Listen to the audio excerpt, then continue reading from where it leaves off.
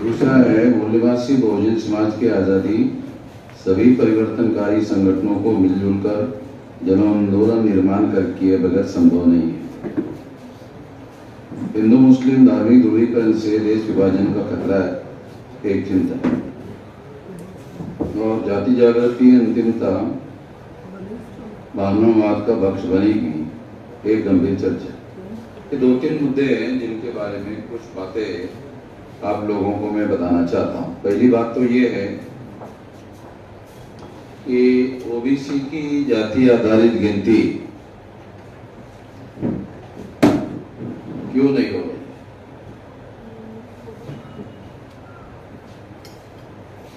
OBC की जनसंख्या इस देश में 52% है और यदि हम लोग डेमोक्रेसी को, लोकतंत्र को, जमहूरियत को सही तरीके से समझने की कोशिश करें तो जिनके पास 51% वोट होंगे वो डेमोक्रेसी, जो ट्रू डेमोक्रेसी है, उसमें वो बयान हो सकते हैं। मगर यहाँ तो 51% के बजाय ओबीसी 52% है, मगर उसकी गिनती करने के लिए भी देश का शासक वर्ग तैयार नहीं। ये समझना बहुत ज्यादा जरूरी है, बहुत ज्यादा आवश्यक है कि ये क्यों नहीं हो रहा है। दूसरा सवाल, एक ओबीसी का ही आदमी देश का प्रधानमंत्री बना दिया गया। समझने के लिए बता रहा, एक देश का प्रधानमंत्री ही ओबीसी का आदमी बना दिया गया और वो खुद ही सुप्रीम कोर्ट में हलफनामा दाखिल करता है कि ओबीसी की जाति आधारित गिनती हम करने के लिए तैयार नहीं। यदि नरेंद्र मोदी वास्तव में ओबीसी का आदमी होता, ओबीसी का प्रतिनिधि होता, ओबीसी का रिप्रेजेंटेटिव होता, तो निश्चित रूप से वो सुप्रीम कोर्ट में इस तरह से हलफनामा दाखिल नहीं करता। और यदि ऐसा है कि वो जन्म से ओबीसी है मगर प्रतिनिधित्व से वो ओबीसी का प्रतिनिधित्व नहीं कर रहा है, और अगर ये बात सही है तो हमें ये समझना जरूरी होगा कि आरएसएस ने, भाजपा ने मिलकर एक ओबीसी को, ओबीसी की जाति आधारित गिनती रोकने के लिए प्रधानमंत्री बना दिया। अगर ब्राह्मण खुलकर 52% ओबीसी की गिनती करने से मना कर देता तो ओबीसी को ब्राह्मणों के विरोध में आंदोलन खड़ा करने के लिए खड़ा किया जा सकता था। तो ब्राह्मणों ने क्या प्लान बनाया कि ब्राह्मणों ने ओबीसी की जाति आधारित गिनती करने के लिए ओबीसी को ही विरोध में खड़ा कर दिया। तो ये बात जो है, यहाँ एससी एसटी ओबीसी माइनॉरिटी के जो लोग हैं उन लोगों को ये समझना है। ये योजना बनाकर, प्लान बनाकर एक ओबीसी का ही आदमी ओबीसी के विरोध में जाके फैसला कर रहा है, तो ये सुनने में भी नेचुरल नहीं लगता, ये फैसला करने में स्वाभाविक नहीं लगता। नेचुरली जो आदमी ओबीसी का है वो ओबीसी के ही विरोध में फैसला कैसे करेगा। ये बात समझाने के लिए मैं एक उदाहरण देता हूं, समझाने के लिए, क्योंकि मैं कोई भी बात बगैर एग्जाम्पल के बताता नहीं हूं, क्योंकि बातें बोलने से ज्यादा समझना जरूरी है। जो मैं समझ चुका हूं और अकेला ही समझ चुका हूं और दुनिया वालों को समझ में नहीं आ रहा है तो फिर तो उसको फर्क पड़ने वाला नहीं है। तो जो मैं समझ चुका हूं उसी तरीके से लोगों को समझना जरूरी है। तो एग्जाम्पल के तौर पर बता रहा हूं कि गधे से ढूंढ लो, ऐसा होता नहीं है दुनिया में, या तो गधा होता है या तो गधा नहीं होता है। तो मैं उदाहरण के लिए बता रहा हूं, गधे से गधा, मतलब सुनने में भी थोड़ा आप लोगों को भी अजीब लग रहा होगा। गधे से गधा, जब गधा है तो और दे दिया, वो पूछेगा क्या करूं, ये कुल्हाड़ी जो तूने हाथ में पकड़ी है उस कुल्हाड़ी से अपने ही लेफ्ट पैर को तोड़ो। गधे से गधा, गधे से गधा आदमी है, उसके हाथ में कुल्हाड़ी दिया और उसको आप कह रहे हैं कि ये कुल्हाड़ी से आप अपना लेफ्ट पैर जो है काटो, तो वो क्या बोलेगा? गधे से गधा आदमी। अब उसके पास तो कोई अकल है नहीं, फिर भी वो क्या बोले? गधा जरूर हो, इतना गधा गधे से गधे आदमी को समझ में आती है। ओ ओबीसी का प्रधानमंत्री ओबीसी के ही विरोध में फैसला कर रहा है, ऐसे कैसे हो सकता? नहीं हो सकता। मगर ऐसा हुआ, सुप्रीम कोर्ट में हलफनामा दाखिल कर दिया है, तो डॉक्यूमेंट्री एविडेंस है, ऐसा हुआ। हो नहीं सकता मगर हुआ, तो इससे एक बात प्रूव होती है कि ये फैसला करने का काम नरेंद्र मोदी ने नहीं किया, ये फैसला करने का काम आरएसएस के लोगों ने किया। इसका मतलब है नरेंद्र मोदी प्रधानमंत्री है, फैसला करने का अधिकार उसके पास नहीं है, उसको प्रधानमंत्री आरएसएस ने बनाया जरूर है, मगर फैसला करने का अधिकार उसके पास नहीं रखा। फैसला करने का अधिकार जो है आरएसएस ने अपने पास, तो प्रधानमंत्री का लिए बनाया। जब फैसला करने का अधिकार आरएसएस के पास है, तो फिर नरेंद्र मोदी को प्रधानमंत्री का लिए बनाया? वो आरएसएस के किसी आदमी को प्रधानमंत्री बना देते। ये ही डिफिकल्टी, यहां डिफिकल्टी है, वो बनाना चाहिए। देखा, ये है तुम्हारा, दिखाने के लिए तो ये देख है तुम्हारा। तो हमारे दूसरे जो लोग हैं, मान लो एससी एसटी ओबीसी के या ओबीसी के लोग हैं, वो क्या कहेंगे? फैसला करेगा कि फैसले तो दिमाग से होंगे। तो एक बहुत बेहतरीन आइडिया बताया, मगर डॉक्टर की एक बात से मैं सहमत नहीं हूं कि हमारा डीएनए बदलेगा कैसे। वो बोल रहा है कि नहीं, मेरे आंख का काला रंग था वो ब्राउन हो गया है। तो मैंने पूछा डीएनए बदला क्या? तो डीएनए तो नहीं बदला, रंग बदल गया। डीएनए नहीं बदलता। आमतौर पे डीएनए के बारे में ये कहा जाता है कि डीएनए नहीं बदलता, डीएनए नहीं बदलता। डीएनए के बारे में ये कहा जाता है कि 10-20 हजार साल पहले हमारे शरीर में जो डीएनए था, हमारे पुरखों के शरीर में जो डीएनए था, वही डीएनए हमारे अंदर आता है। डीएनए की विशेषता यह है कि डीएनए में कोई बदलाव नहीं होता, डीएनए में किसी प्रकार का बदलाव नहीं होता है। उसी के आधार पर तो ब्राह्मणों को विदेशी घोषित किया गया है। तो मैं आप लोगों को ये खास बताना चाह रहा हूं कि हमारे लोगों की संख्या संविधान के अनुसार ही, मतलब केवल पैदा होने के अनुसार ही ज्यादा नहीं है। पैदा होने के अनुसार तो हमारी संख्या संविधान ने मान्यता देने के पहले भी थी, मगर जब संविधान ने हर 21 साल के व्यक्ति को वोट का अधिकार बहाल किया और उसके बाद में 18 साल की उम्र के व्यक्ति को वोट का अधिकार बहाल किया, तो डिसाइडिंग पावर हमारे हाथ में आ गया। हमारी संख्या ज्यादा है, तो हम ग्राम पंचायत में पंच भी अपने संख्या के अनुसार चुन सकते हैं। ये कॉन्स्टिट्यूशनल पावर हो गया। उसी के आधार पर सरपंच चुन सकते हैं, उसी के आधार पर जिला पंचायत का अध्यक्ष चुन सकते हैं, विधानसभा का मेंबर चुन सकते हैं, लोकसभा का मेंबर चुन सकते हैं, और लोकसभा का मेंबर जिनकी संख्या ज्यादा होगी वो अपना प्रधानमंत्री भी चुन सकते हैं। जब एमपी चुन सकते हैं तो एमपी के विरोध में पीएम होता है, तो एमपी के विरोध में पीएम भी चुन सकते हैं। तो ये कॉन्स्टिट्यूशनल पावर हो गया है। पहले हमारे पास केवल संख्या थी, केवल संख्या थी। अब संख्या तो कुत्तों के भी बच्चे होते हैं, कुत्ते के भी बच्चे होते हैं।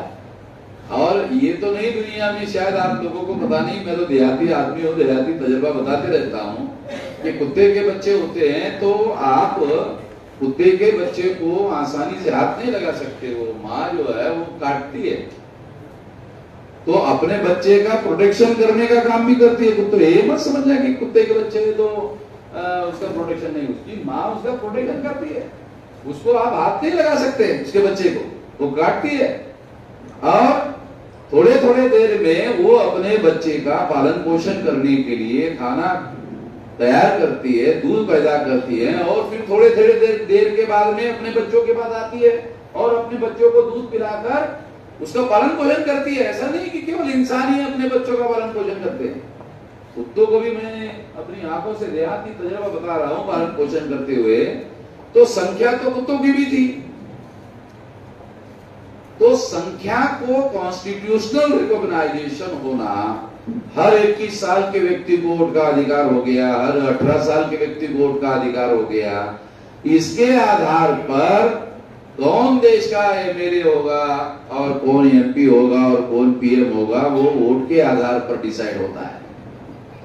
तो इसके हिसाब से ये जो 52% ओबीसी है, ये 52% ओबीसी अपना प्रधानमंत्री तय करने लायक हो गए।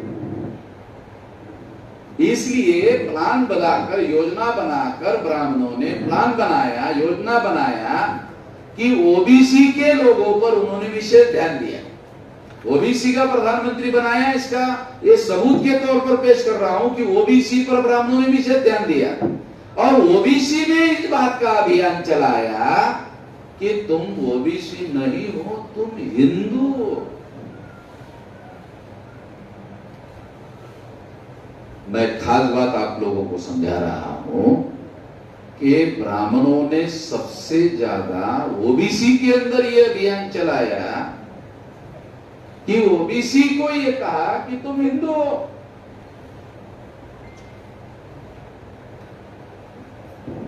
और ये बात को ओबीसी के लोगों ने जब एक्सेप्ट किया, तभी तो ओबीसी के लोगों का वोट बीजेपी को ट्रांसफर हो गया।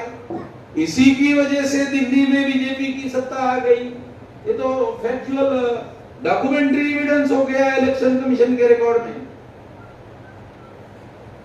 इसका मतलब यह है कि दिमागी रूप से उन्होंने जो बैकवर्ड क्लासेस के ओबीसी के लोग थे, उनको ओबीसी के लोगों को उन्होंने कि तुम ओबीसी नहीं हो, तुम हिंदू हो।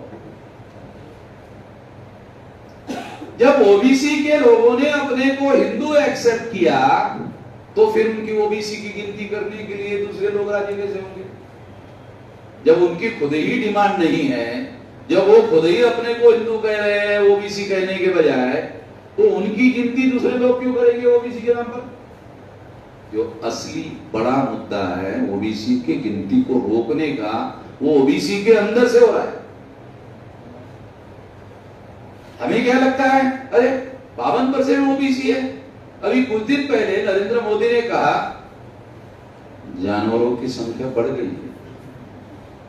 इसका मतलब है जंगली जानवरों की संख्या गिनती करने का काम भी सरकार करती है। नरेंद्र मोदी गुजरात का है, गुजरात में गिर नाम का एक बड़ा जंगल है, और गिर जंगल में शेर रहते हैं, और नरेंद्र मोदी ने कहा गिर के जंगलों में शेरों की संख्या बढ़ गई। गिनती यानी जानवरों की गिनती होती है, और जानवरों की गिनती करके वो आंकड़े बता रहे हैं, मगर ओबीसी की गिनती करने के लिए राजी नहीं है। क्योंकि जानवरों की गिनती होनी चाहिए, तो दुनिया वाले, यूनाइटेड नेशंस ऑर्गेनाइजेशन वाले जो है इसके बारे में खबरदारी ले रहे, पूछ रहे वो भारत सरकार को, तो भारत सरकार को करना पड़ रहा है। वो यूनाइटेड नेशन ऑर्गेनाइजेशन के लोग नहीं पूछे ओबीसी, बताओ कितना? यूनाइटेड नेशन ऑर्गेनाइजेशन के लोगों ने एक बार भी नहीं पूछा ओबीसी कितनी है, बताओ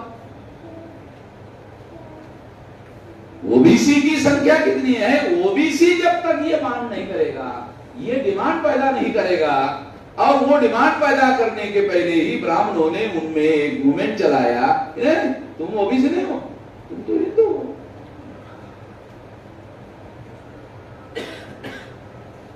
और चूंकि ओबीसी के लोगों ने इस बात को एक्सेप्ट किया कि वो हिंदू है, तो हिंदू अपने को कहने वाला आदमी अपनी गिनती ओबीसी में कराएगा कैसे? वो तो मानने के लिए राजी नहीं है। वो तो अपने को ओबीसी के बजाय अपने को हिंदू कह रहा है। जब ओबीसी अपने को हिंदू कह रहा है तो वही आदमी अपनी गिनती ओबीसी में कैसे कर पाएगा? ये बात सबसे ज्यादा डिफिकल्ट है और सबसे ज्यादा समस्या पैदा करने वाली है। इस संबंध में भी मैं कुछ बात आपको बताना चाहता हूं। एक बार मैं रेल में incoming voice call from Mir Deepak चाव। तो आप लोग जानते हैं कि रेल के अंदर जो है जो कंपार्टमेंट होता है, एक कंपार्टमेंट में 8 लोग बैठते हैं,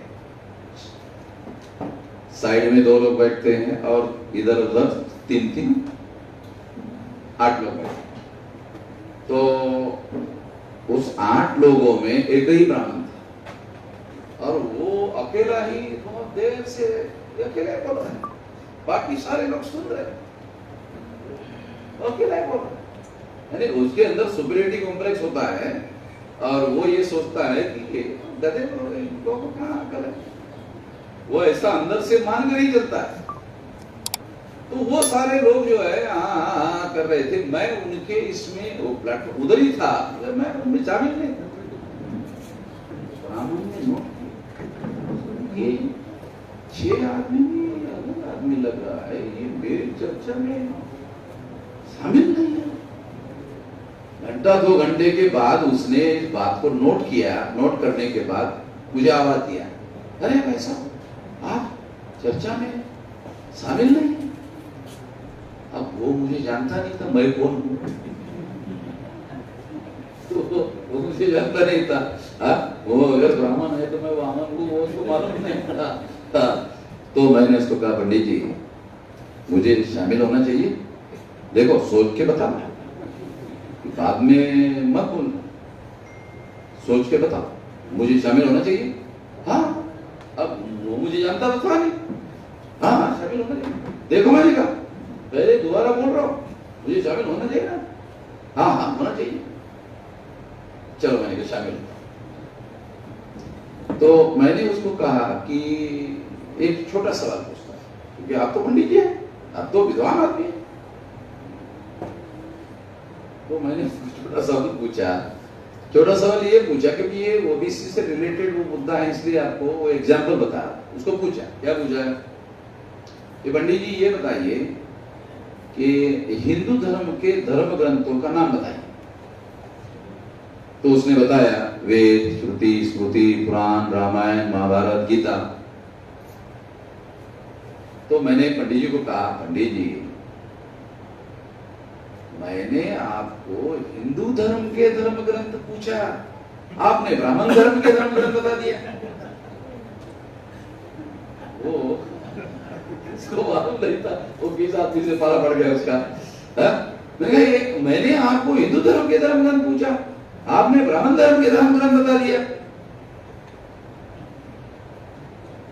मैं दोबारा पूछता हूँ, हिंदू धर्म के धर्म ग्रंथ बताइए, ब्राह्मण धर्म की मत बताइए।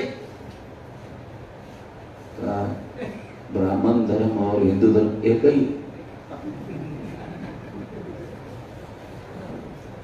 है, एक है। वो जो बड़े लोग थे ना इधर मेरे साथ, जो उसके हाँ में हाथ मिला रहे थे, वो तो सारे हमारे वो किसी के ही लोग थे, गधे लोग। तो वो थोड़ा मैं उनको एक्सपोज कर रहा था कि देखो आप ब्राह्मण धर्म और हिंदू धर्म एक ही है। मैं यहाँ मुसलमान बहुत सारे लोग हैं, मैं मुसलमानों को भी थोड़ा खास बात समझा रहा हूँ। मुसलमानों को ध्यान रखना चाहिए, बहुत खास बात है मुसलमानों के लिए भी, जानकारी के लिए, ज्ञान नहीं। ज्ञान तो बड़ी बात है, ये जानकारी भी मुसलमानों को नहीं। ये हिंदू धर्म और ब्राह्मण धर्म जो है, मुसलमानों को लगता होगा ये अलग है या नहीं है, मगर वो पंडित कह रहा है नहीं नहीं है, दोनों एक ही है। तो मैंने जब उसने ऐसे कहा तो मैंने काउंटर क्वेश्चन किया, एक ही है ना। और और अगर एक ही है तो इस धर्म का प्रचार आप ब्राह्मण धर्म के नाम पर क्यों नहीं कर रहे हो? हिंदू धर्म के नाम पर क्यों कर रहे हो?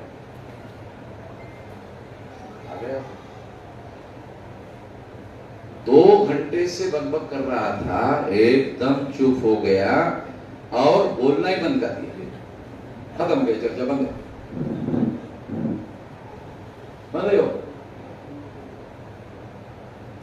बंद करो नहीं कहा मैंने कहा अरे भाई, आप अगर बोल रहे हो हिंदू धर्म और ब्राह्मण धर्म एक ही है, तो फिर हिंदू धर्म का प्रचार आप ब्राह्मण धर्म के नाम पर क्यों नहीं कर रहे? ओरिजिनल तो ब्राह्मण धर्म है। तो दूसरा जो हमारा Incoming voice call from Neer Deepak Chawla. Incoming voice call from Neer Deepak Chawla. ये कोई पहुंचा हुआ आदमी है नहीं, ये मेरे को फंसाया। 2 घंटे सारा मैं बोल रहा हूँ, ये सारे गधे सुन रहे थे और कोई कुछ नहीं बोल रहा था, और मेरे को वार्निंग भी दिया था कि देखो मुझे शामिल करवाना है, थोड़ा सोच के शामिल करवाना है। मैंने उसको, दूसरे आदमी ने, ओबीसी के आदमी ने पूछा कि पंडित जी ऐसा कह रहे हैं ब्राह्मण धर्म और हिंदू धर्म एक ही है, तो मैं आपको मैंने का बताना चाहता हूं कि 2000 साल पहले हिंदू शब्द ही वजूद में नहीं। हिंदू शब्द वेद का नहीं है, श्रुति का नहीं है, स्मृति का नहीं है, पुराण का नहीं है, रामायण का नहीं है, Incoming voice call from Neer Deepak Chawla. Hindi का नहीं है, भारत के किसी भाषा का शब्द नहीं है, हिंदू भारतीय भाषा का शब्द नहीं है, हिंदू पर्शियन भाषा का शब्द है। और पर्शियन भाषा जो आक्रांता मुसलमान भारत में आए थे, उन्होंने आने के बाद यहाँ की प्रजा को हिंदू कहा। अब वो ब्राह्मण जो था उसको मैं जवाब दे रहा हूँ, वो भी इसी आदमी मगर देख रहा था ब्राह्मण के साथ, पंडित जी की तरफ देख कि ये हिंदू शब्द जो है ये आक्रांता मुसलमानों के द्वारा दिया हुआ शब्द है, और ब्राह्मण लोग प्रतिदिन मुसलमानों का विरोध करते हैं, मगर मुसलमानों का दिया हुआ हिंदू नाम बड़े प्यार से स्वीकार करते हैं और चुप हो गए। और थोड़ा सा उसका चेहरा जो है ना ऐसा ऐसा ऐसा हो गया। डेली मुसलमानों का विरोध करते हैं, ये ब्राह्मण लोग डेली मुसलमानों का विरोध करते हैं, मगर अपने धर्म को मुसलमानों के द्वारा दिया हुआ नाम स्वीकार करते हैं। मैंने कहा पंडित जी को, मैंने पहले ही कहा था कि मुझे शामिल होना चाहिए कि नहीं होना चाहिए, जरा सोच लिए ना।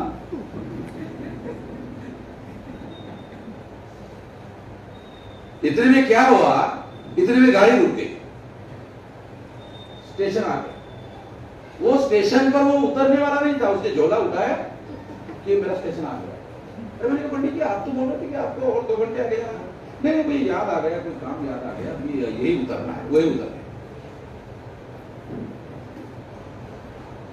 मैं आप लोगों को ये बात बताना चाहता हूँ, खासतौर पर यहाँ जो SC ST OBC माइनॉरिटी के लोग हैं, मुसलमान लोग हैं, मुसलमानों को एक बात कहना चाहता हूं कि वो SC ST OBC के लोगों को हिंदू कहते रहते हैं, कि जो मुसलमान नहीं है वो सारे के सारे हिंदू है, गलत बातें कहते रहते हैं। ऐसा करके आप ब्राह्मणों की मदद करते हो। मैं ये नहीं कह रहा हूं कि मुसलमान जानबूझकर विचार पूर्वक SC ST OBC के विरोध में षड्यंत्र करते हुए ब्राह्मणों की मदद करने के लिए ऐसा कहते नहीं, इग्नोरेंस में ब्राह्मणों का फायदा पहुंचाने का काम मुसलमान करते कि ये धर्म का नाम जो है ब्राह्मण धर्म जो है, ये जो वर्ण धर्म है ना, ये वर्ण धर्म है जिसमें सबसे ऊपर ब्राह्मण है, इसलिए इस धर्म का नाम ब्राह्मण धर्म है। सबसे ऊपर वर्ण व्यवस्था में सबसे ऊपर कौन है? ब्राह्मण है। और वर्ण व्यवस्था में चलता किसका है? ब्राह्मण का चलता है। कितना चलता है? जन्म से लेकर मृत्यु, और मृत्यु के बाद सारा संस्कार कौन करता है? ब्राह्मण करता है। केवल उसी का चलता है। बच्चे हम पैदा करते हैं, मगर हमारे SC ST OBC के लोग ब्राह्मणों के घर में जाते हैं और कहते हैं पंडित जी हमारे घर में बेटा पैदा हो गया, क्या नाम रखे? कब पैदा हो गया? बुधवार को हो गया। अच्छा, बुधवार को हो गया, बुद्धू राम रख गए। अब उसको समझ में नहीं आता हमारे आदमी को, सारे बुद्धू राम का मतलब गधे राम होता है, बुद्धू राम का मतलब है नलायक राम होता है। और हमारा आदमी जिसको कुछ पता ही नहीं हो, क्या सुनने में तो अच्छा लग रहा है बुद्धू राम, बोलने में भी अच्छा लग रहा है बुद्धू राम, बहुत अच्छा नाम। तो हमारे लोगों के जो नाम है, ये सारे पुराने नाम देखो, पुराने नाम जो है ना, आप अभी नए नए लड़के उन लोगों के नाम तो उनके माँ बाप के रखे हुए होते हैं। पुराने नाम देखो बहुत ज्यादा, 2 अक्षर, उसमें जोड़ना पड़ता है जी, फलाने जी, ढकाने जी, जोड़ना पड़ता है जी। तो हमारे लोग फिर जी जोड़ते तो 3 हो जाता है 2 ही शब्द। 2 शूद्रों के बारे में लिखा हुआ है मनुस्मृति में, 2 अक्षर से ज्यादा नाम नहीं होना चाहिए। ब्राह्मण का नाम कम से कम 5 अक्षर का होना चाहिए। जटा शंका, भवानी शंका,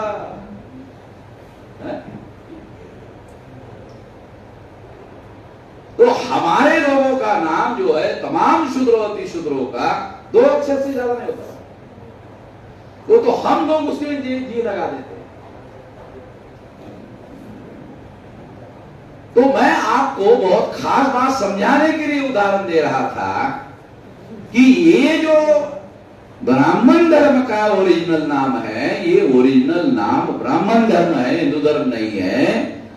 मुसलमानों का जब भारत में आगमन हुआ, आक्रमण हुआ, मुसलमानों ने यहाँ के प्रजा को हिंदू नाम दिया है। हिंदू पर्शियन भाषा का शब्द है, डिक्शनरी मीनिंग में आप देख लो। इसका कोई ब्राह्मण, मेरा मैं पब्लिक में भी बोला हूं, अभी भी पब्लिक में जा रहा है, अभी जा रहा है, सारी दुनिया में ये देख रहे, अजीत देख रहे ना, सारी दुनिया में देख रहे। पंडित मेरा बहुत देखते हैं, हरियाणा में मेरी हत्या कर देंगे, ये कर देंगे, वो कर देंगे, ऐसा बहुत सारा वो एक कोई किया था, है? जय हिंद नाम के आदमी ने, उसका ओरिजिनल नाम जय हिंद नहीं है, ऐसा नहीं होता है ब्राह्मणों में, जय हिंद। हाँ, तो उसकी वजह से मैं वामन मेश्राम की हत्या कर दूंगा, ऐसा कहने से 13 करोड़ लोगों ने देखा। बहुत ज्यादा हुआ तो 2-3 करोड़ लोग देख लेते, मगर ब्राह्मण ने वामन मेश्राम की हत्या कर दूंगा ऐसा जब कहा तो 13 करोड़ लोगों ने देखा।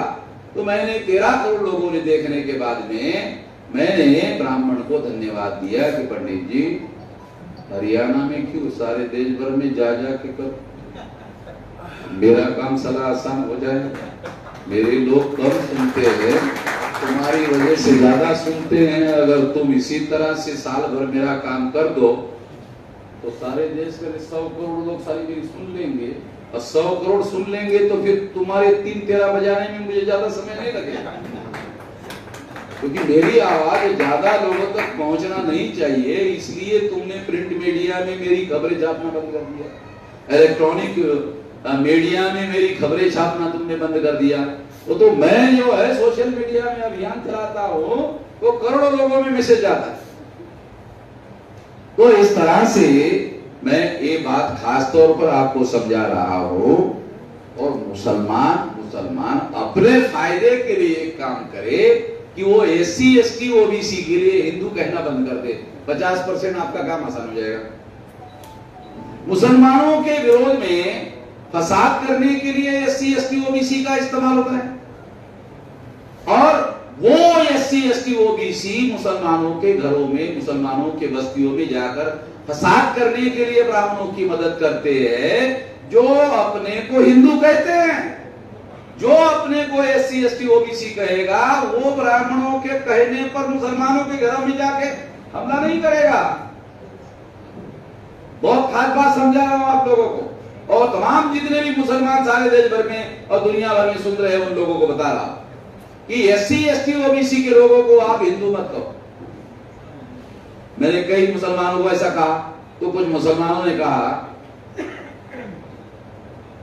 आप ही के लोग तो अपने को हिंदू कहते हैं।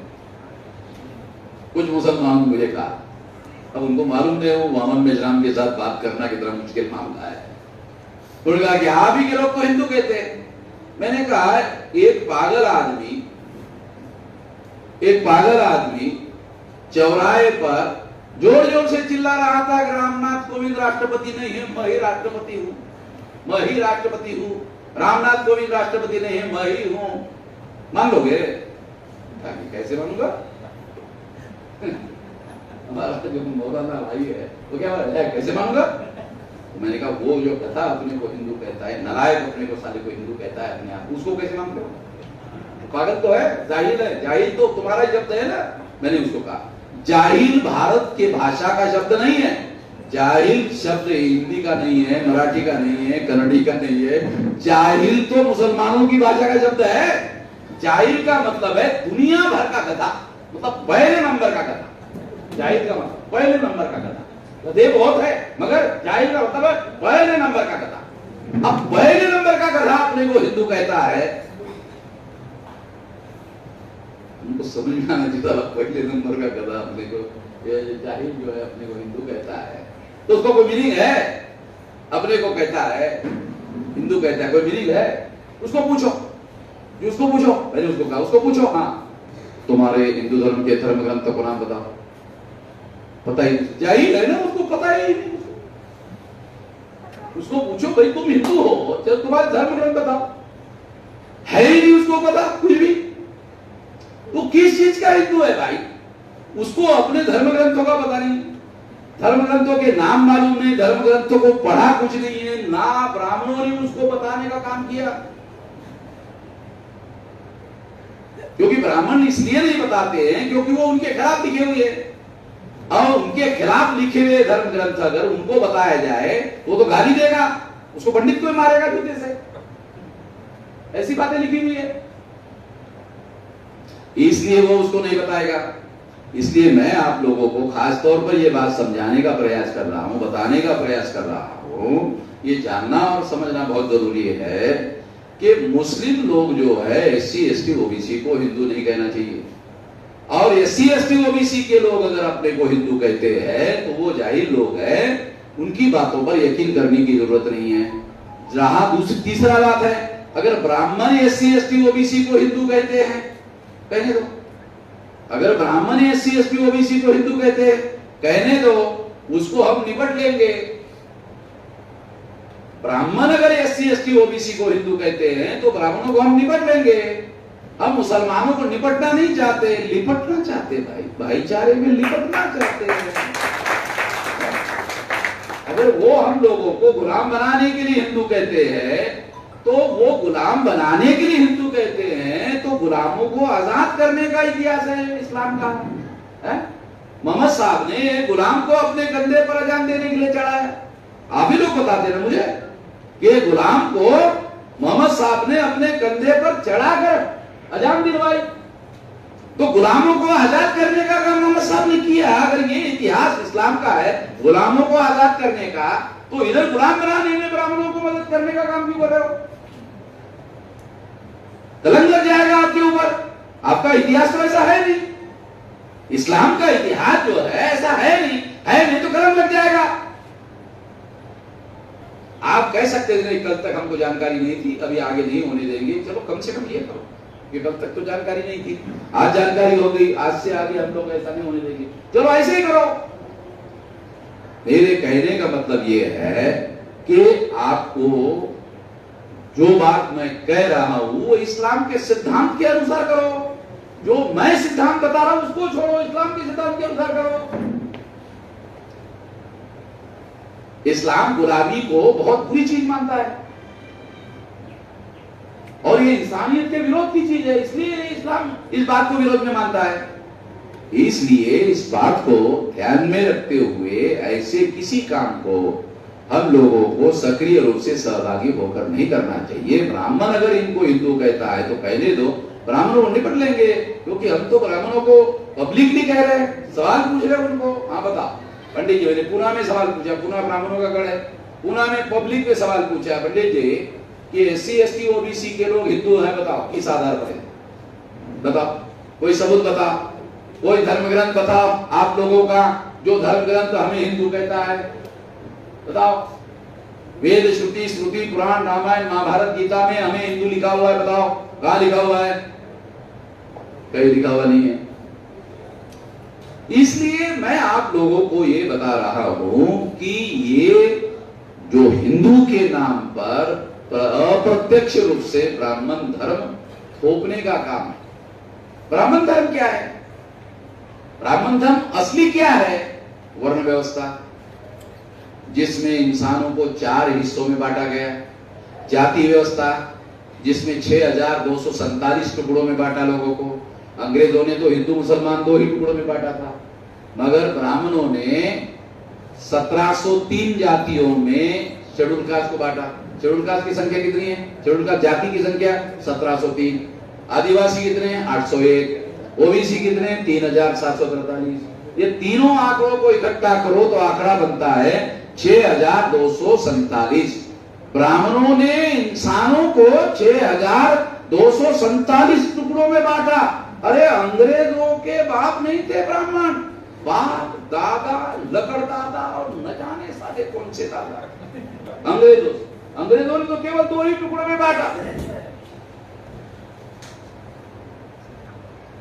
तो ये आप लोगों को और थोड़ा मुसलमानों को जानकारी देने के लिए इतने आप लोगों के मन में प्रतिक्रिया निर्माण है।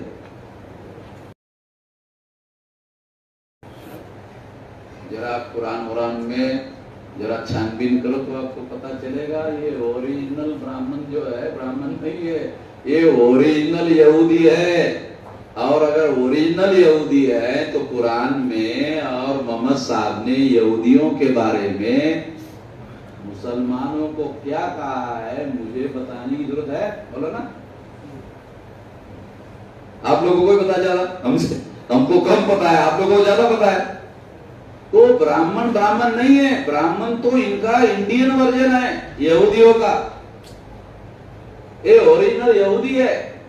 राजन दीक्षित नाम का पूना का ब्राह्मण ऑक्सफोर्ड यूनिवर्सिटी में उसने रिसर्च किया, और रिसर्च करके, रिसर्च भी कैसे किया? डीएनए के आधार पर, कि अमेरिका के और यूरोप के यहूदियों का डीएनए लिया और ब्राह्मण का भारत में डीएनए लिया, दोनों का आपस में मिलाया, मिल गया, आगे तो यहूदी है।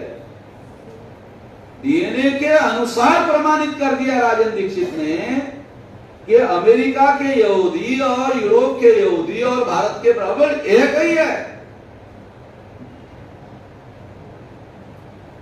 और अगर यहूदी है तो वो मुसलमानों के पीछे भारत में क्यों पड़े हुए हैं, अब आपके समझ में आ जाएगा।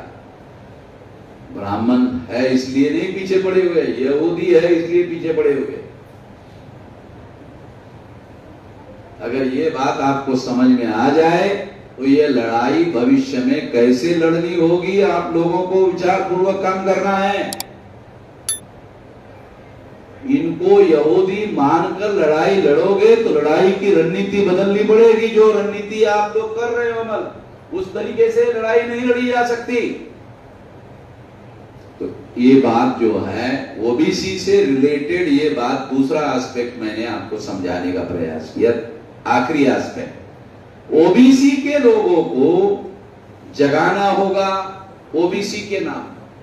आखिरी बात क्या है? ओबीसी को हिंदू के नाम पर जगाने का काम आरएसएस कर रहे हैं, तो ओबीसी को ओबीसी के नाम पर जगाना होगा, ओबीसी को ओबीसी के नाम पर जोड़ना होगा, ओबीसी को ओबीसी के नाम पर संगठित शक्ति का निर्माण करना होगा, और उस संगठित शक्ति का निर्माण करने के बाद वो अपने हक और अधिकार लेने लायक हो जाएंगे। जब वो हक और अधिकार लेने लायक हो जाएंगे तो ब्राह्मणों के कहने पर मुसलमानों का घर जलाने के लिए, बस्ती पर हमला करने के लिए रजामंद नहीं होंगे। ये काम करो, अपने हक में करो, अपने फायदे में करो, उनके फायदे में मत करो, अपने फायदे में तो करो। अगर इस तरीके से करोगे तो इसका बेहतरीन समाधान निकाला जा सकता। ये इस मुद्दे पर मैं ये बात आखिरी कहा। दूसरी बात, अभी हमने कई प्रकार के संगठन बनाए, जैसे बैंक से तो मुलाजिमों का संगठन, कर्मचारी लोगों का संगठन, पढ़े लिखे कर्मचारी लोगों का संगठन, ये पढ़े लिखे कर्मचारियों का संगठन बनाने की क्या जरूरत पड़ी? क्योंकि हजारों सालों से जो SC ST OBC के लोग हैं उनको किसी प्रकार का संपत्ति रखने का अधिकार नहीं है, साधन रखने का अधिकार नहीं है। तो जिनके पास किसी प्रकार के साधन नहीं है वो साधनहीन लोग अपने दुश्मनों के विरोध में बगैर रिसोर्सेस के कैसे लड़ाई लड़ सकते हैं? बगैर रिसोर्सेस के दुनिया में कोई लड़ाई नहीं लड़ी जा सकती। तो बाबा साहब अम्बेडकर के द्वारा प्रयास के द्वारा 108 साल का जो संघर्ष हुआ ज्योतिराव फुले, साहू महाराज, पेरियार, बाबा साहब अम्बेडकर के द्वारा, तो ये जो संवैधानिक अधिकार 108 साल की लड़ाई लड़ने के बाद हासिल हुआ, उसकी वजह से पढ़ने लिखने का अधिकार मिला, उसकी वजह से कर्मचारी और मुलाजिम बनने का अधिकार बना।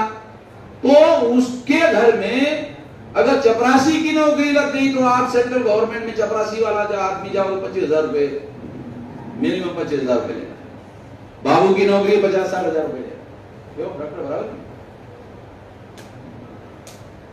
लाख 2 लाख रुपए तक की सैलरी लेने वाले लोग हो गए। SC ST OBC को जिनके घरों में किसी प्रकार के कोई साधन संसाधन नहीं थे, ये बाबा साहब अम्बेडकर के आंदोलन, ज्योतिराव फुले के आंदोलन के बदौलत जो संवैधानिक अधिकार हासिल किया, उसकी बदौलत उनको पढ़ने लिखने का अधिकार हुआ और उनके मुलाजिम हो गए, पढ़े लिखे हो गए, नौकरी वाले हो गए, तो उनके घरों में पैसा आना शुरू। तो ये प्लान बनाया गया कि अब किसी भी आंदोलन को चलाने के लिए फैसला लेना है तो दिमाग चाहिए, बोलना है। जैसे 1 घंटे से बोल रहा हूं, कागज देख रहा हूं, नहीं कुछ देख रहा हूं, ये सब इधर से निकाल रहा हूं, इधर है अंदर मसाला भरा हुआ, तो इसमें से आवश्यकता के अनुसार निकाल रहा हूं। आपको पता है, हुनर है, हर आदमी के पास कोई ना कोई हुनर होता है, तो ये हुनर है। मैं अपनी बात आपके सामने खड़े होकर आपको जो मैं समझाना चाहता हूं, समझाने के तरीके से समझा रहा हूं, हुनर है।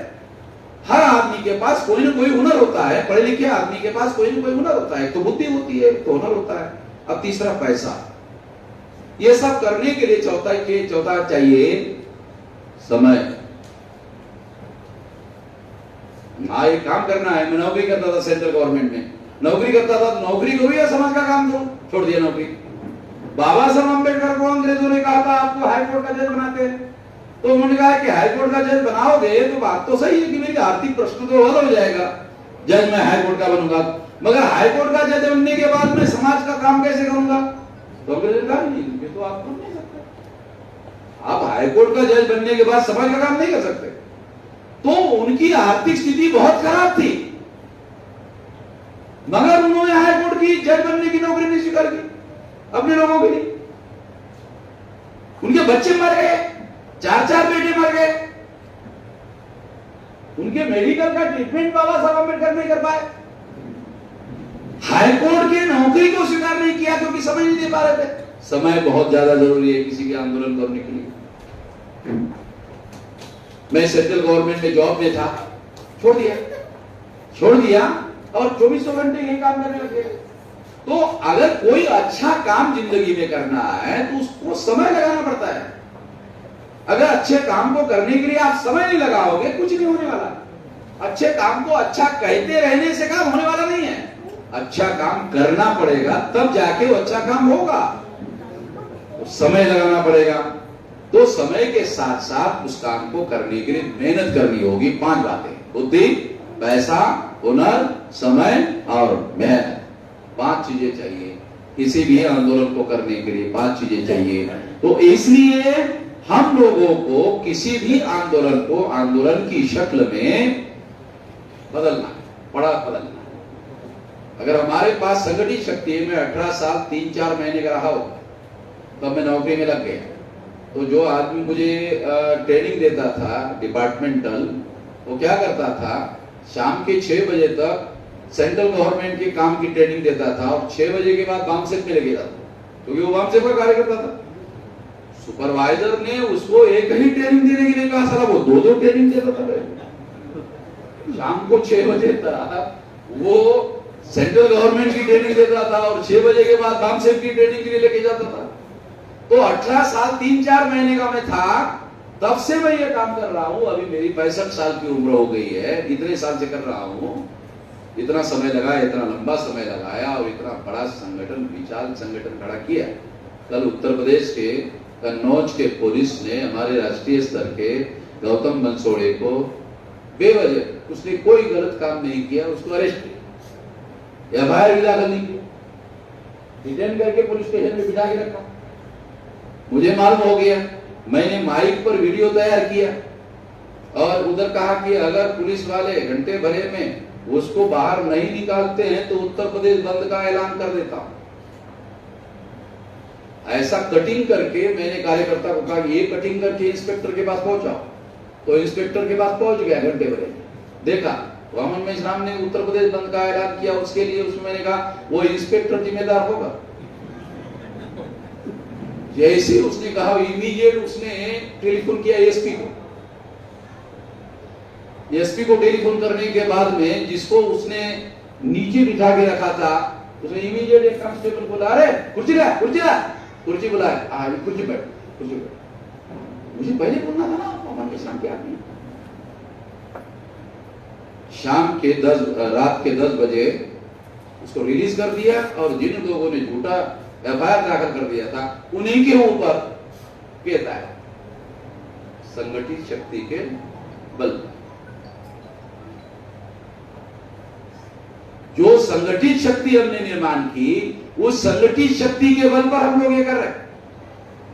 आप लोगों को याद होगा कि सीएए के लिए मैंने भारत बंद करवाया था, मुसलमानों को खासतौर पर बता रहा, सीएए के लिए मैंने भारत बंद करवाया था और नरेंद्र मोदी ने, आरएसएस ने, बीजेपी ने पार्लियामेंट में सीएए का कानून पास किया है। लागू हुआ अभी तक? मैंने रोका हुआ सीएए का कानून जो मुसलमानों के विरोध में उन्होंने पार्लियामेंट में पास किया, अभी तक लागू नहीं हो पाया। अरे लागू तो दूर की बात है, उसका रूल फ्रेम नहीं हुआ। कानून लागू करने के पहले रूल फ्रेम होता है, रूल फ्रेम नहीं कर पाए और प्रचार करते हैं आरएसएस के लोग, बीजेपी के लोग, नरेंद्र मोदी बहुत ताकतवर, बहुत शक्तिशाली नेता है, बहुत शक्तिशाली नेता है। चलो मैं भी स्वीकार कर लेता हूं कि नरेंद्र मोदी बहुत ताकतवर, बहुत शक्तिशाली नेता है, मगर उसका पार्लियामेंट का पास किया हुआ कानून वामन मेश्राम ने लागू नहीं होने दिया, तो वामन मेश्राम भी तो शक्तिशाली है? इतने शक्तिशाली नरेंद्र मोदी ने कानून बनाया, उसके कानून को मैंने अभी तक रोक के रखा हुआ है, लागू होने नहीं दिया और चेतावनी दिया लागू करोगे तो फिर दोबारा भारत बंद, क्योंकि मेरे पास कोई काम धंधा है नहीं भारत बंद। मेरे को भारत बंद करने के लिए कितना काम मेहनत करना पड़ता मालूम? 47 साल मैंने मेहनत करके संगठन बनाया, संगठन शक्ति बनाया। अब क्या भारत बंद के लिए क्या करता हूँ मालूम? आधे घंटे का वीडियो बनाता हूँ, वीडियो वायरल कर देता हूँ, सोने के लिए चला जाता हूँ। सारे देश के लोग जाग जाते हैं, मैं सोता रहता हूं। लोग भारत बंद करने में लग जाते हैं, मैं आराम करते रहता हूं, क्योंकि 47 साल तक मैं तैयारी करता रहा, अभी तैयारी सारी संगठित शक्ति हो गई। तो मैं आप लोगों को यही बात समझा रहा हूं कि हमें जो बदलाव इस देश में चाहते हो, खासतौर पर मुसलमानों को मैं कहना चाहता हूं, SC ST OBC के लोगों को कहना चाहता हूं कि आप लोगों को डराने का काम जो लोग कर रहे हैं, उन लोगों के लिए आपको बता रहा हूं, कुछ मत करो, एक काम करो, संगठित शक्ति का निर्माण करो और संगठित शक्ति का दूसरे मजलूम लोगों के साथ मिलकर उपयोग प्रयोग करो। अरे ये कौन सा इस्लाम के विरोध का काम है, मजलूमों का साथ देना? ये तो आपका फर्ज है, मुझे लगता है मुफ्ती साहब, मजलूमों का साथ देना फर्ज है कि नहीं इस्लाम में?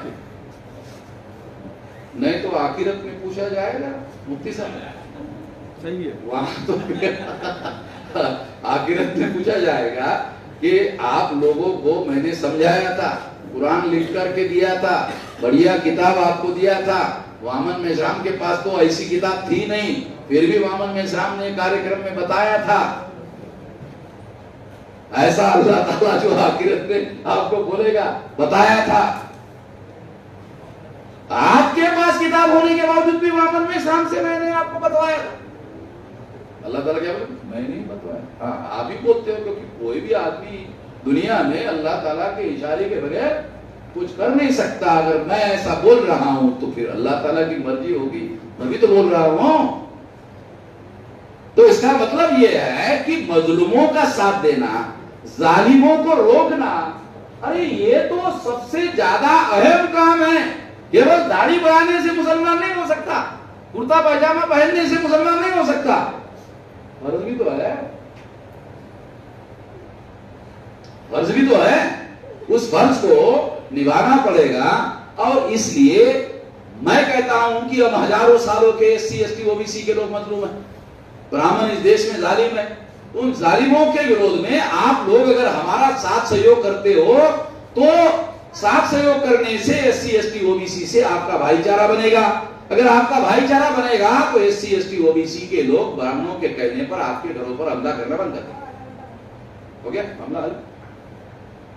ब्राह्मणों में ताकत नहीं है कि वो खुद होकर मुसलमानों के घरों पर हमला करे। मैं आपको लिखवा देता हूं स्टैम्प पेपर पर, किसी ब्राह्मण में ये ताकत नहीं है कि ब्राह्मण मुसलमानों के घरों पर जाके हमला करते। वो तो SC ST OBC के लोगों को भड़काते हैं, भड़का कर उनको इस्तेमाल करते हैं। ये तो खुल्लम खुल्ला बोल रहा हूं, मेरे पास तो डॉक्यूमेंट है, डॉक्यूमेंट के आधार पर बोल रहा हूं।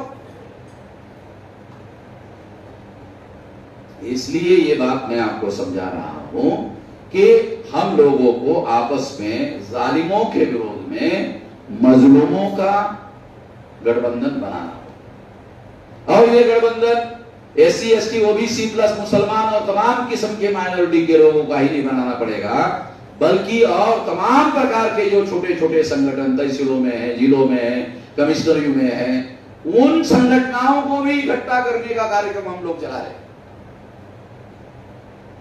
लोगों को इकट्ठा करने का काम कर ही रहे हैं, संगठनों को भी इकट्ठा करने का काम कर रहे हैं, क्योंकि हमारे लोगों के छोटे छोटे संगठन फैले हुए हैं, तो वो संगठन में भी विभाजित है। अगर हम लोग ये छोटे छोटे संगठन बनाने वाले जो लोग हैं उन लोगों को भी साथ में लेकर के अगर गठबंधन बनाने का काम करे, इत्तेहाद पैदा करने का काम करे, एकता पैदा करने का काम करे, तो मुझे लगता है जालिमों का नाश किया जा सकता है, जालिमों को रोका जा सकता है, जालिमों को अत्याचार करने से रोका जा सकता है और दुनिया में इंसाफ कायम किया जा सकता है। इंसाफ कायम करने के लिए ताकत चाहिए, इंसाफ कायम करने के लिए शक्ति चाहिए, इंसाफ कायम करने के लिए संगठित शक्ति चाहिए। बगैर संगठित शक्ति के इंसाफ दुनिया में कायम नहीं किया जा सकता। वो संगठित शक्ति निर्माण करने के काम में मैंने अपनी जिंदगी के 47-48 साल लगाया, और इतनी बड़ी संगठित शक्ति आज हम भारत बंद करने के लायक हो गए हैं, तो संगठित शक्ति है उसके आधार पर। तो ये काम हमको छोटे छोटे संगठनों को लेकर भी करना पड़ेगा। तीसरा मुद्दा यह है, हिंदू मुसलमानों के ध्रुवीकरण का जो मुद्दा है, ये तब होता है जब मुसलमान सक्रिय रूप से कुछ करने की कोशिश करते हैं, तब मामला हिंदू मुसलमान का खड़ा हो जाता है। बहुत बार मुसलमान अपनी भावनाओं पर जब्त करते हैं, भावनाओं को काबू करते हैं, कंट्रोल करते हैं, और ब्राह्मणों के विरोध में कोई प्रतिक्रिया नहीं करते हैं। ये एक अच्छा काम करते हैं। अगर ऐसा ना किया जाए तो हिंदू मुसलमान का ध्रुवीकरण होने का खतरा पैदा होता है। इससे ब्राह्मणों को फायदा होता है, मुसलमानों का नुकसान होता है, SC ST OBC का भी नुकसान होता है, क्योंकि जब हिंदू मुसलमान का ध्रुवीकरण होता है तो SC ST OBC नहीं रहते हैं। SC ST OBC ध्रुवीकरण में हिंदू बन जाते हैं, और इससे मुसलमानों का और SC ST OBC का भी नुकसान होता है। तो ये काम हम लोगों को करना जरूरी है, ये काम हम लोगों को मिलजुल कर करना जरूरी है। मुसलमान हमारा साथ दे या ना दे, तो सारे देश भर में हम लोग SC ST OBC के लोगों को ये बात समझाने के काम पे लगे हुए हैं। मुसलमान हमारे साथ देते हैं या नहीं देते हैं और अलग मामला है। मुसलमानों को अपने हक में, अपने फायदे में, अपने हित में साथ देना चाहिए, नहीं देना चाहिए, फैसला मुसलमानों को खुद करना है। अपने लाइफ में, अपने कुरान के लाइफ में, मोहम्मद साहब के हदीस के लाइफ में करना चाहिए, नहीं करना चाहिए, मुसलमान अपना फैसला करने को। मगर SC ST OBC के लोगों को लंबे समय से सारे देश भर में हम लोग जगाने का, जोड़ने का, संगठित शक्ति निर्माण करने का, और उस संगठित शक्ति का उपयोग और प्रयोग करने का काम करने में हम लगे हुए हैं। जितने हमारे प्रभाव क्षेत्र में लोग हैं एक भी आदमी मुसलमानों के विरोध में ब्राह्मणों के कहने पर काम करने के लिए राजी नहीं है। आपके समझने के लिए बात समझा रहा, जितने हमारे प्रभाव क्षेत्र में है उसमें एक भी आदमी मुसलमानों के विरोध में, ब्राह्मणों के हक में कोई काम करने के लिए तैयार नहीं है। इसलिए तो आरएसएस के लोग इस बात से परेशान हैं। वो क्या कह रहे हैं, एक एमएलए बीएसपी का आगरे में बीजेपी में शामिल हो गया, तो बीजेपी के मीटिंग में जाना शुरू कर दिया। बीजेपी के मीटिंग में जाना शुरू कर दिया तो वहां चर्चा चल रही थी कि सारे भागसेट की वजह से हमने, नहीं तो अभी तक तो संविधान बदल दिया होता है, तो भागसेट की वजह से हुआ। वो एमएलए जो बीजेपी में गया था वो उस मीटिंग में बैठा तो वहां चर्चा चल रही थी कि ये तो सारा भागसेट की वजह से रुका हुआ है, नहीं तो हमने तो संविधान बदल दिया होता अभी तक। वो आया घर में आके टेलीफोन किया भागसेट के लोगों को, अरे भाई आ जाओ 2000 रुपये लेके जाओ, मैंने तुमको एक नया पैसा चंदा नहीं दिया और तुमको धुतकार करके बाहर कर दिया, अभी मैं तुमको खुद बुला करके 2000 रुपये दे रहा हूं। कहा क्यों, तुम तो हमको भगाने वाले हो, है तुम्हारे घर में? अरे नहीं, बहुत खास बात है, आ जाओ। ये कहानी बता है, कहा 2000 रुपये भी दो, मैं तो बीजेपी में रहूंगा मगर ये 2000 रुपये जड़े खोदने का काम तुम ही कर सकते हो, ये मेरे बस की बात नहीं है। तो भागसेट के लोग तुम हो और तुम मेरे घर में चंदा लेने के लिए आए थे, मैंने तुम लोगों को भगा दिया था, मगर तुम लोग लायक हो। बीजेपी वालों ने जब मेरे दिमाग का दिया जलाया, साला तब जला, तुम जला रहे थे तब नहीं जला था। तो हमारे लोगों का दिया साला कब जलेगा कोई बोल नहीं सकता, कौन उसको माचिस की तिल्ली लगा देगा बोल नहीं सकते। तो मैं आप लोगों को खास तौर पर बता रहा हूं कि जो एससी एसटी ओबीसी के लोगों की एकता पैदा करने का, उनको जगाने का, और जितने लोग भी हमारे प्रभाव क्षेत्र में हैं, एक भी आदमी मुसलमानों के विरोध में ब्राह्मणों के इशारे पर कोई काम करने के लिए तैयार नहीं है। ये तो छोड़ो, अयोध्या के पास जो हमारे लोग रहते हैं ना, वो अयोध्या में उधर ऐसा देखने के लिए भी नहीं जाते, दर्शन करने जाते हैं। हमारे आसपास के लोग देखने के लिए भी नहीं जाते। समझ में क्या बोल रहा हूं, जो हमारे साथ लगे हुए हैं। इसलिए मैं मुसलमानों को क्या कहना चाहता हूं, एससी एसटी ओबीसी के लोगों को तो सारे देश भर में जगाने का काम कर ही रहे। क्या कहना चाहता हूं कि ये जो एससी एसटी ओबीसी के लोगों को एक तो आरएसएस के लोग जगा रहे हैं, और आरएसएस के लोग जब जगाते हैं तो मुसलमानों का संकट बढ़ जाए।